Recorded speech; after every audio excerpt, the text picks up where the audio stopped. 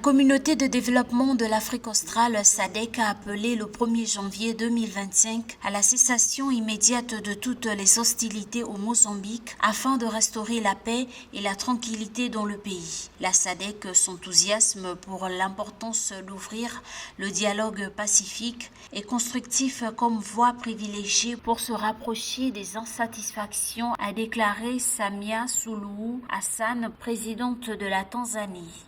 Cet appel intervient dans un contexte de crise post-électorale au Mozambique qui dure depuis octobre 2024 et qui est marqué par des manifestations et des blocages qui ont conduit à des affrontements entre la police et les manifestants.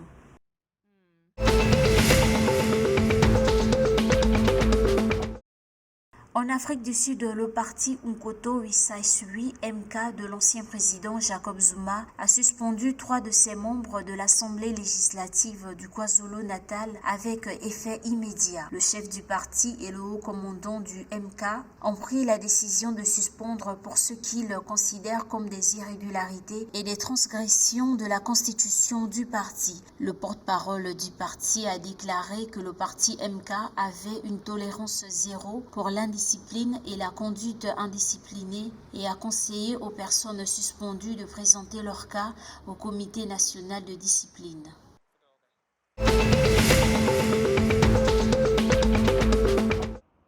Le Zimbabwe va collaborer avec la Russie pour développer l'énergie nucléaire. Le Zimbabwe affirme que son objectif est d'avoir une capacité énergétique de 4000 MW d'ici 2035 et de mettre fin à des années de coupures de courant qui peuvent parfois durer jusqu'à 18 heures par jour, ont déclaré le 31 décembre 2024 des responsables du gouvernement. Selon le gouvernement, la capacité de production d'électricité du Zimbabwe est actuellement d'environ 2600 MW.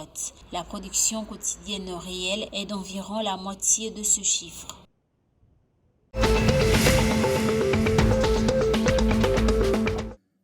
Le président zambien Hakainde Hichilema a appelé à une collaboration étroite et continue entre le gouvernement, l'Église catholique et les autres confessions dans divers domaines de l'économie tels que l'éducation, la santé, entre autres. Le chef de l'État a lancé cet appel le 31 décembre 2024 au palais présidentiel lors d'une visite de courtoisie de Gianluca Perici à Lusaka, la capitale. Hakainde Hichilema a reconnu la contribution inestimable des évêques, des prêtres, des pères et des missionnaires catholiques dans le pays.